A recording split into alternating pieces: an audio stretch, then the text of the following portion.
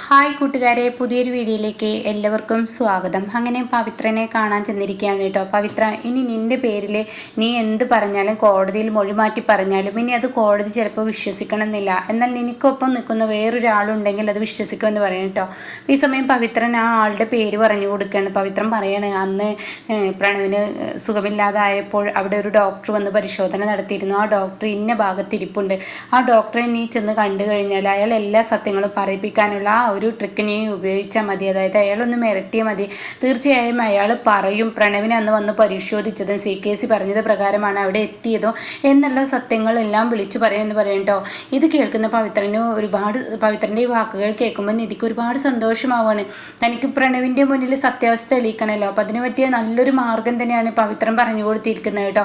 അപ്പോൾ ഒത്തിരി സന്തോഷത്തോടു കൂടി ഇരിക്കുകയാണ്. എന്നാൽ ഈ സമയം ഇപ്പുറത്താണെങ്കിലോ ഇതെല്ലാം കണക്കുകൂട്ടലുകളെല്ലാം പിഴച്ചിരിക്കുകയാണ് ജ്യോതിർമയ്ക്ക്. അപ്പോൾ ജ്യോതിർമയാണെങ്കിലും ഇനി എങ്ങനെയെങ്കിലും ശിവാനിയും പ്രണവിനെയും തൻ്റെ പരിധിക്ക് വരുത്താനുള്ള ആ ഒരു പണിയാണ് കേട്ടോ.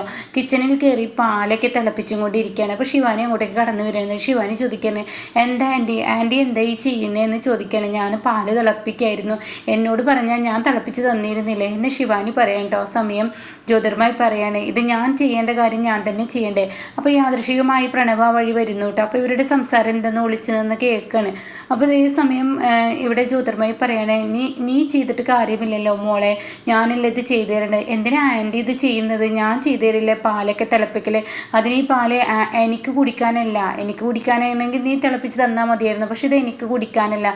ഈ പാല് ഞാനിവിടെ വെച്ചിരിക്കുന്നത് ആർക്കാണെന്ന് അറിയോ? നിൻ്റെയും അതുപോലെ തന്നെ പ്രണവിൻ്റെയും ജീവിതം ഒരു നല്ല ഇതിലോട്ട് എത്തണം, നിങ്ങൾക്കൊരു ദാമ്പത്യം ഉണ്ടാവണം, അതിന് വേണ്ടിയാണെന്ന് പറയും കേട്ടോ. അപ്പോൾ അത് കേൾക്കുന്ന പ്രണവിൻ്റെ മനസ്സിൽ ചെറിയൊരു ലഡു വിട്ടാണ്. ഇതേ സമയം ശിവാനി ചോദിക്കുക, എന്താ ആൻറ്റി പറയുന്നത്? ആൻറ്റി എന്തൊക്കെയാണ് പറയുന്നത്?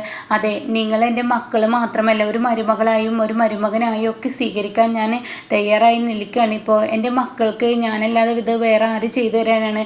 ആ ഗൗതമും നിധിയും ഇന്നിപ്പോൾ അവരുടെ ആ ഒരു കിടപ്പറയ അതിൻ്റേതായ സുഖം കണ്ടെത്തി അവർ ജീവിക്കുകയാണ്. അവർക്ക് നല്ലൊരു ജീവിതവും എല്ലാം ഉണ്ട്. എന്നാൽ നിന്നിൽ അതില്ല. അത് കാണണം ഈ അമ്മയ്ക്ക്. അമ്മയായി ഞാൻ തന്നെയല്ലേ ഇതൊക്കെ മുന്നിട്ടിറങ്ങേണ്ടത്. നിങ്ങളുടെ ജീവിതം പാതി വഴി തകർന്നിരിക്കുകയാണ്. ആ തകർച്ച ഞാൻ തന്നെ മുന്നിട്ട് നിന്നെ ഒരു പുതുമണവാട്ടിയായി പ്രണവിൻ്റെ മണിയറയിലോട്ട് പറഞ്ഞേക്കെ ഒരുങ്ങാണ് മോളങ്ങ് തിരിഞ്ഞു നിന്നേന്നൊക്കെ പറഞ്ഞിട്ട് ഇങ്ങനെ ശിവാനിയുടെ തലയിൽ പൂ ചൂടിക്കൊടുക്കുകയാണ് കേട്ടോ. അപ്പോൾ ശിവാനി പറയണേ, ആൻറ്റി എനിക്കൊട്ടും വിശ്വസിക്കാൻ പറ്റുന്നില്ല. ആൻറ്റി എന്തൊക്കെയാണ് ചെയ്യുന്നതെന്ന് പറയുമ്പോൾ നീ വിശ്വസിക്കണം മോളെ. ഞാൻ നിൻ്റെ അമ്മയായി തന്നെ നീ എന്നെ കാണണം. പ്രണവ് നീ ഒരുമിച്ച് ജീവിച്ചത് മാത്രമല്ല നിങ്ങളിൽ ഒരു കുഞ്ഞുണ്ടായി ഒരു മുത്തശ്ശിയായി കാണാൻ എനിക്കും സീക്കോസിക്കും ഒക്കെ നല്ല ആഗ്രഹം ഉണ്ടെന്നൊക്കെ പറയണ്ടോ. അപ്പോൾ ഈ വാക്കുകളിൽ ഇവർ രണ്ടാളും വീണ് പോവാണ്. അപ്പോൾ ഈ സമയം ശിവാനിയുടെ തലയിൽ മുല്ലപ്പൂവൊക്കെ ചൂടിക്കൊടുത്ത് പാല് കയ്യിൽ കൊടുത്തിട്ട് ഇനി മോള് റൂമിലോട്ട് പോയിക്കോ എന്ന് പറയട്ടോ. ഇതേ സമയം ശിവാനി പറയണേ, എൻ്റെ അമ്മ പോലും എനിക്ക് ഇത്രയും ചെയ്തു തന്നിട്ടില്ല. ആൻറ്റി എന്തിനു വേണ്ടിയാണ് ഞങ്ങളെങ്ങനെ സ്നേഹിക്കുന്നത്? ആൻറ്റി മക്കളാണ് എന്ന് പറഞ്ഞിട്ടൊന്നും കാര്യമില്ല. ഇന്നത്തെ കാലത്ത് ഇങ്ങനെയൊക്കെ സ്വന്തം മക്കളെ പോലെ ഇങ്ങനെ സ്നേഹിക്കില്ല ആരെന്നൊക്കെ ഇങ്ങനെ പറയാൻ കേട്ടോ. അപ്പോൾ ഇതൊക്കെ കേൾക്കുമ്പോൾ ജ്യോതിർമായി പറയാണ്, ദൈവം ഞങ്ങൾക്ക് മക്കളെ തന്നിട്ടില്ല, ആ മക്കളെ തരാത്തതിൻ്റെ പകരമാണ് നീ. അപ്പം നീ മതി എന്നൊക്കെ ഇങ്ങനെ വീണ്ടും ഇങ്ങനെ ആവർത്തിക്കുകയാണ് കേട്ടോ. പിന്നീടാണെങ്കിലോ പ്രണവ് റൂമിൽ ചെല്ലാണ്. ശിവാനിയാണെങ്കിലോ അതീവ സുന്ദരിയായി തന്നെ പാലുമായി വരികയാണ്.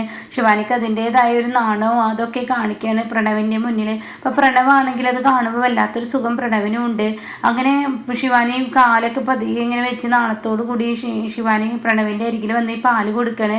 അപ്പോൾ പ്രണവ് പറയണേ, എന്തായാലും എന്ന് പറയുമ്പോഴേക്കും ഉടൻ തന്നെ ശിവാനി പറയണേ, ആൻറ്റി എന്നെ ഈ റൂമിലോട്ട് ഒരു മണവാട്ടിയായി ഒരുക്കി വിട്ടതാണ്. പ്രണവും ഞാനുമായി ഒരു ജീവിതം തുടരണം എന്ന് പറഞ്ഞിട്ട്.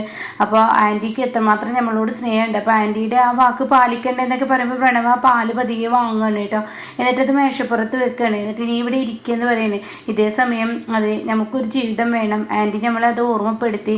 ഇനി നമ്മുടെ ജീവിതത്തിലോട്ട് പോകണം, എന്നിട്ട് നമുക്കൊരു കുഞ്ഞ് എന്നുള്ള ആഗ്രഹം സാധിക്കണം എന്നൊക്കെ പറഞ്ഞിട്ട് പ്രണവ് ശിവാനി അങ്ങ് കെട്ടിപ്പിടിക്കുകയാണ് കേട്ടോ.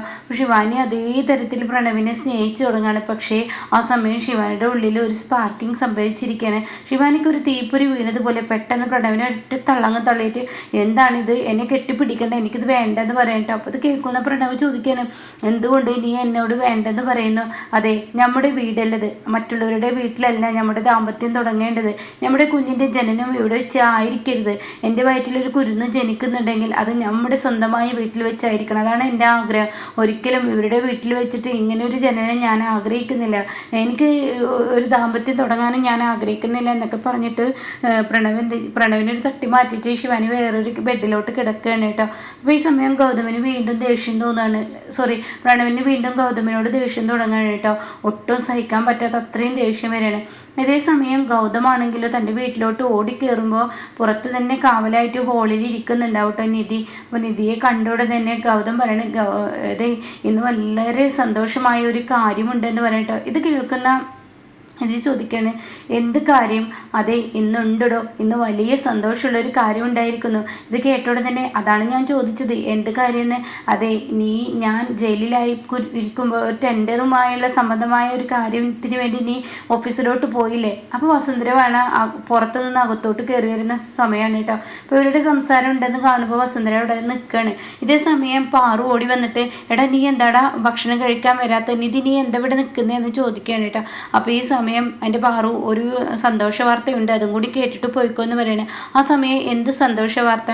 അതെ, നിധി ഏറ്റെടുത്ത ആ ടെൻഡർ ഉണ്ടല്ലോ, അത് വലിയ ഉയരങ്ങളിലോട്ട് എത്തിയിരിക്കുന്നത്, ഒരു എല്ലാവർക്കും അതിശയിപ്പിക്കുന്ന അത്രയും വലിയ ഉയരങ്ങളിലോട്ട് എത്തുന്ന ഒരു എക്സ്ക്ലൂസീവ് ന്യൂസായി മാറിയിരിക്കുന്നു എന്നൊക്കെ ഇങ്ങനെ പറയുന്നു കേട്ടോ. അപ്പോൾ ഇത് കേൾക്കുന്ന വസുന്ധരക്ക് ഒട്ടും ദഹിക്കില്ല കേട്ടോ. അതെ, അത് വളരെ വലിയ ഉയരങ്ങളിലോട്ട് എത്തിയിരിക്കുകയാണ്. അപ്പോൾ അതിനെക്കുറിച്ചുള്ള സംബന്ധമായ കാര്യങ്ങൾ സംസാരിച്ച് ഓഫീസിൽ നിന്ന് വരാനേ തോന്നിയില്ല എന്നൊക്കെ ഞാൻ പറയുന്നു കേട്ടോ.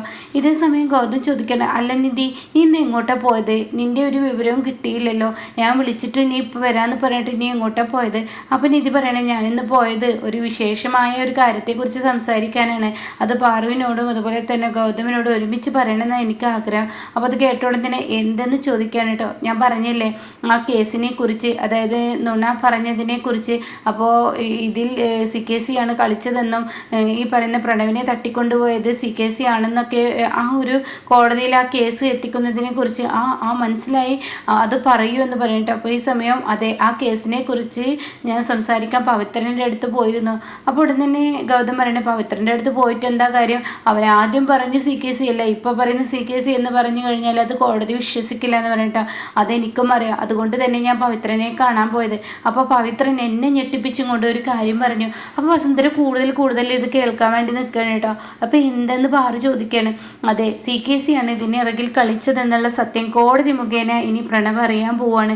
അത് കേട്ടോടനെ എങ്ങനെയെന്ന് ചോദിക്കുകയാണ്. പ്രണവിനെ തട്ടിയത് CKC ആണെന്നുള്ള സത്യം ഇനി വെളിയിൽ വരാൻ പോവാണ്.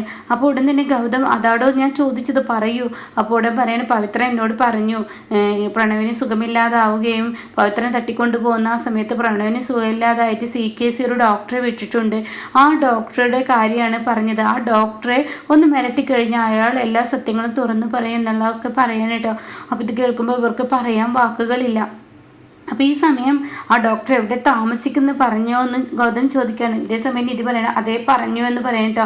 അപ്പോൾ എവിടെയെന്ന് ഉടൻ തന്നെ ഗൗതം ചോദിക്കുമ്പോൾ പെട്ടെന്ന് പാറു നിർത്തുക എന്ന് പറഞ്ഞിട്ട് വാപ്പൊത്തുകയാണ്. അപ്പോൾ അതേ സമയം എന്തെന്ന് ചോദിക്കുമ്പോൾ ആ നിൽക്കുന്ന സാരിയുടെ തുമ്പ് വസുന്ധര എവിടെയുണ്ടെന്ന് പറയാം കേട്ടോ. അപ്പോൾ ഇത് ഗൗതമിനും കാണിച്ചു കൊടുക്കുകയാണ്. അപ്പോൾ ഈശ്വര, ഇത് കേട്ടല്ലോ എന്ന ഭയം ഗൗതമിനും ഉണ്ടാവുകയാണ്. അപ്പോൾ ഗൗതം പറയണേ, നീ എന്ത് ചെയ്യും നിധി എന്ന് ചോദിക്കുകയാണ്. അപ്പോൾ ഈ സമയം നമുക്ക് ഇവിടെ നിന്ന് മാറി നിന്ന് സംസാരിക്കാമെന്ന് പറയാം കേട്ടോ. അപ്പോൾ നിധി പറയണേ, അത് വേണ്ട, മാറി നിന്ന് സംസാരിക്കേണ്ട, ഇവിടെ തന്നെ സംസാരിക്കാം. അപ്പോൾ വസുന്ധരയാണെങ്കിൽ ഇവരുടെ സംസാരം എന്താ നിർത്തിവെച്ചിരിക്കുന്നത്, ഇവരെന്താ മിണ്ടാത്ത എന്ന ലെവലിൽ വസുന്ധര ഇങ്ങനെ എത്തി നോക്കുകയാണ് കേട്ടോ. എത്തി നോക്കാൻ ഇങ്ങനെ ശ്രമിക്കുമ്പോൾ ഉടൻ തന്നെ നിധി പറയണം, അതെ, ആ ഡോക്ടർ ഇന്ന ജംഗ്ഷനിൽ താമസിക്കണ്ടെന്ന് പറഞ്ഞിട്ട് നോണ പറഞ്ഞിട്ട് അവിടെ ആ വാക്ക് ഇല്ലാതാക്കുകയാണ് കേട്ടോ. അതോടുകൂടി വസുന്ധര അത് ഫുള്ളായിട്ട് കേൾക്കുകയാണ്. പിന്നീട് എന്നാൽ നമുക്ക് പോകാൻ, ചോറുണ്ണാൻ പോയി, എത്ര നേരമായി ചോറ് വിളമ്പി വെച്ച് വാ എന്ന് പറഞ്ഞിട്ട് പാറു വിളിച്ചു കൊണ്ടുപോകാൻ കേട്ടോ. ഇതേ സമയം വസുന്ധരയാണെങ്കിലോ, നിങ്ങൾ അങ്ങനെ CKCയെ അതുപോലെ തന്നെ ജ്യോതിർമയും ജയിലിലടക്കാൻ നോക്കുന്നെങ്കിൽ അത് വേണ്ട. പ്രണവും നീയും ഇനി ഒരുമിക്കുകയും വേണ്ട. അതുകൊണ്ട് തന്നെ നിങ്ങൾക്ക് കിട്ടാനുള്ള പണി ഞാൻ കൊടുത്തോളാം എന്ന് പറഞ്ഞിട്ട് പെട്ടെന്ന് തന്നെ ഫോൺ എടുത്തിട്ട് CKC വിളിക്കുകയാണ് കേട്ടോ. ഇത് ഇവർ ഒളിഞ്ഞു നിന്ന് കേൾക്കുകയാണ് കേട്ടോ. അപ്പോൾ CKCയോട് പറയാണ്, നിധി കേസുമായി മുന്നോട്ട് പോകുക എന്നുള്ള കാര്യത്തിൽ തീരുമാനം തന്നെയാണ്. അത് മാത്രമല്ല, ഇന്ന് പവിത്രനെ പോയി കണ്ടിട്ട് പ്രണവിനെ നിങ്ങൾ തട്ടിക്കൊണ്ടുപോയ ആ സമയത്ത് ഈ പറയുന്ന ഒരു ഡോക്ടർ അവിടെ വന്നിട്ടുണ്ടെന്നും ആ ഡോക്ടറുമായി കാര്യങ്ങൾ നീക്കിയിരിക്കുന്നു എന്നുള്ളതൊക്കെ ഉറക്കെ പറഞ്ഞു കൊടുക്കുകയാണ് കേട്ടോ. അപ്പോൾ ഇതേ സമയം ഇതൊക്കെ കേൾക്കാണ്. അപ്പോൾ ഉടനെ തന്നെ പാറുവിന് ദേഷ്യം പിടിക്കുകയാണ്. പാറു പറയണേ ഇനി ഇവളെ അങ്ങനെ പുറത്ത് തുറന്നു വിട്ടാൽ ശരിയാവില്ല, ഇവളെ ഞാൻ അപ്പം തന്നെ പൂട്ടിയിടട്ടെ, ഇതാണ് നിധി ഞാൻ പറഞ്ഞത്, എല്ലാം CKCക്ക് അവളെ അറിയിച്ചു കൊടുക്കും, ഇപ്പം കണ്ടില്ല അവളെ അറിയിച്ചത് കൊടുത്തത്. അത് കേൾക്കുന്ന നിധി പറയണ അറിയിച്ചോട്ടെ, അതിനു വേണ്ടിയുള്ള കളി തന്നെയാണ് ഞാൻ ഇവിടെ കളിച്ചത്, അറിയിക്കണം, എങ്കിലാണ് എനിക്ക് നാളെ അവനെ പൂട്ടാൻ പറ്റത്തുള്ളൂ CKC എന്ന് പറയുന്നുണ്ട് കേട്ടോ. അപ്പോൾ ഇങ്ങനെയൊക്കെയുള്ള ഒരു എപ്പിസോഡാണ് ഇനി വരുന്നത് കേട്ടോ.